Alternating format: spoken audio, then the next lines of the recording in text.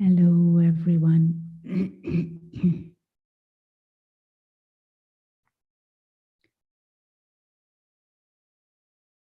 Creating inner space.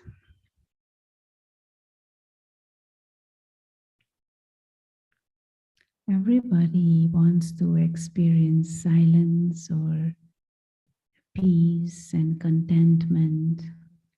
Everyone wants to experience happiness and joy and love. There are many of these words, gratitude, or freedom, or justice, or feeling safe and protected and secure. Everyone wants these things. But we never, or very few of us, deeply, sincerely reflect on the meaning of these things and if our life really is going into that direction. Growing up, we all learn a set of habits and tendencies and behavior patterns and thinking patterns, and we just go about them and fill our life in a way that we think we should, because that is what is shown to us, that is what is taught to us, that is what everybody else does. And so we just go about it. But do we truly experience peace? And do we truly experience happiness? Do we truly experience love? Someone who was visiting the other day to the meditation center, and someone who is married many years. And she was saying, what is really love? I don't know. Am I really happy? I don't really know. Yes, I get excited about things and I feel pleasure about certain things. But happy and joy, I don't know what that is. And this is a very privileged person. Life is good and everything is in place in and around her. And so many times it is possible that we just go about our lives as robots, do things because we've always done them and because everybody does it like that. But does it really bring that deeper sense of fulfillment? Are we living, or are we just surviving or struggling to survive? And spirituality tells us that actually whatever we experience in this world, whatever is going on in this world, it has its seed in our inner world. And with inner world, I mean consciousness. With inner world, I mean the dynamics of the mind and the subconscious mind. What is going on there? Because that becomes manifest in the external world. And so when we're talking about creating inner space, it means how much time do I spend sorting out thoughts and feelings and checking whether my model to life, my purpose in life, my perspective on life is a useful model, or is a true model, or is at least a broad model, a more complete perspective on things. And one of the things that many of us will notice is that inside here, apart from the brain mass that is going on inside this physical skull, there is also the non-physical, the invisible experiencer or the being of consciousness, which is as if operating from the center of the forehead behind the eyes, operating from there because it can use the brain easily, the sense organs, and it can move the body. So this being of consciousness, the real I, how much space is there to think and to think clearly? And again, this is not like a physical space because it is invisible with all kinds of useless thoughts and useless feelings, flooded with cyclical thoughts and repetitive, negative, unpleasant, or complicated feelings and emotions. Then there is no space to have clear thoughts, to have thoughts of peace, to have thoughts that are constructive. And so creating inner space means to become more aware of how I use the energy of thoughts, how I use my power to discern what thoughts are useful, what thoughts are useless. And of course, thoughts spring from deeper layers in the subconscious, the impressions that I carry from the past, the attachments that are there, the desires and the expectations and the ego, the sense of identity, the ideas I carry subconsciously about what is life and about what is me and how to interact with others. What is the purpose of life? And these are deeper questions that we all need to ask ourselves at some stage. Because the world is what it is, and increasingly there are all kinds of problems and illnesses and tensions going on. How to deal with that world?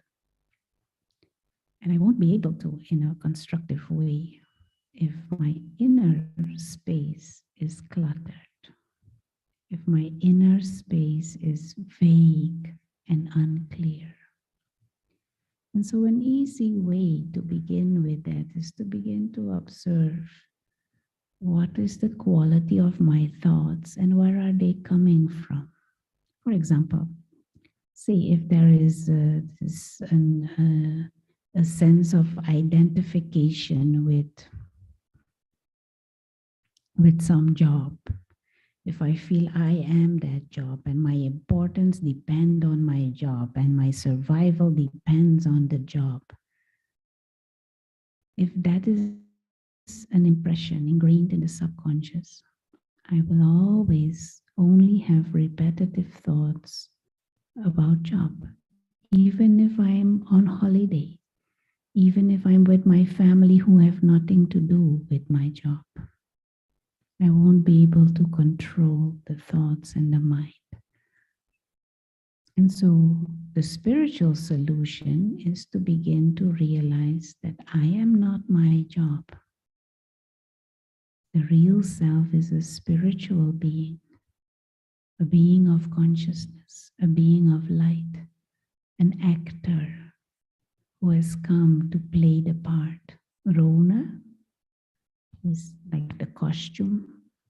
The part is being played out. There was a time when I was not even in that job, didn't even know about the job. And there will come a time when the job is over. I exist before the job and I will continue to exist after the job. And so that is trying to see job in a bigger perspective and trying to come out of this identification with job, this obsession with job. Because this obsession, this ego about job is what creates all these excessive thoughts.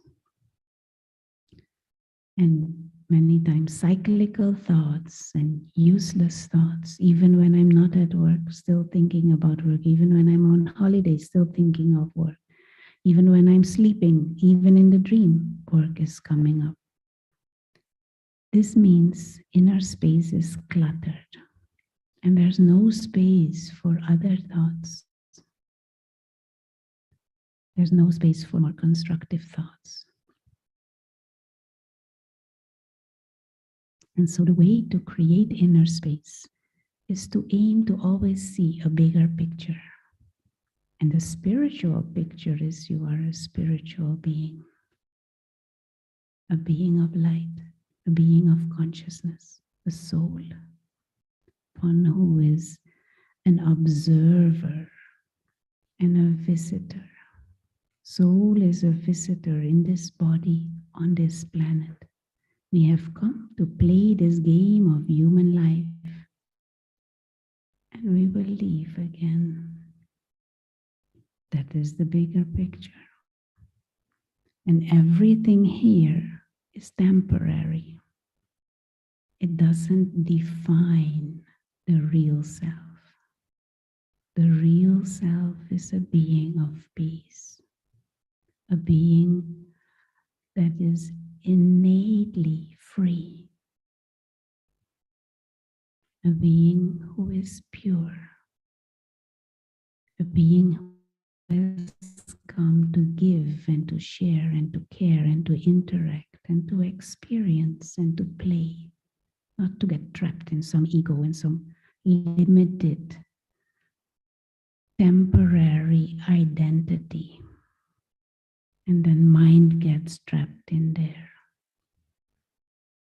So in meditation, and we will do a few minutes of meditation, we just step back from all this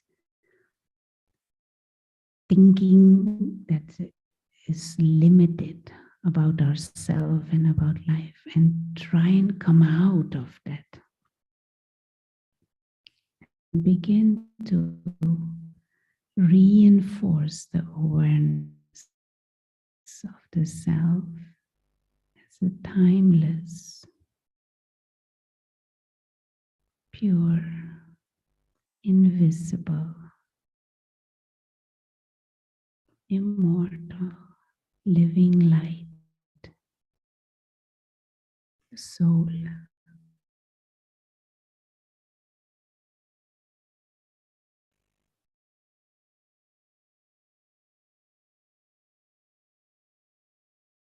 And just hold that image of a tiny star on the screen of the mind.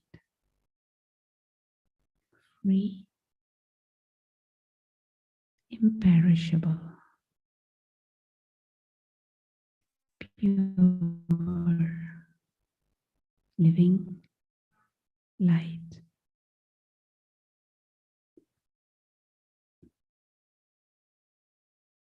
And this body and this life in the physical dimension is an extra experience.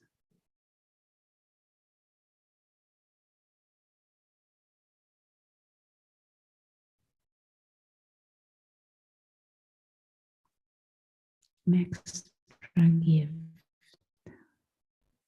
And we appreciate the gift, we appreciate life, and we play the game. We don't get trapped.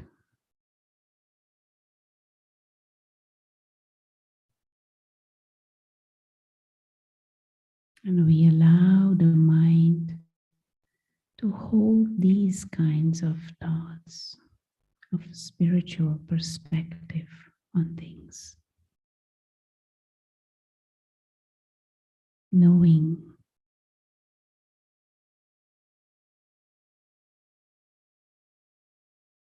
that this physical world is temporary and changing. We are playing the game of human life. But the real self, the soul, is immortal, timeless, peaceful, free, living light.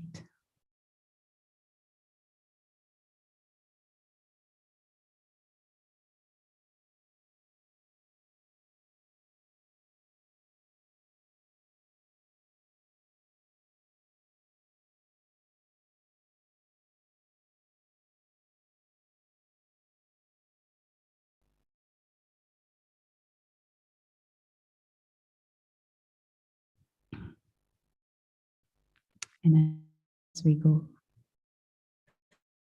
through the rest of the day, just let us aim to hold that spiritual perspective, that here is a being of light. The real self is this being of light, imperishable, just going through a variety of human experiences which are extra. They come and they go. Past is past. Enjoy the present and the future. It's a gift. And don't allow useless thinking and cyclical thoughts to clutter the mind.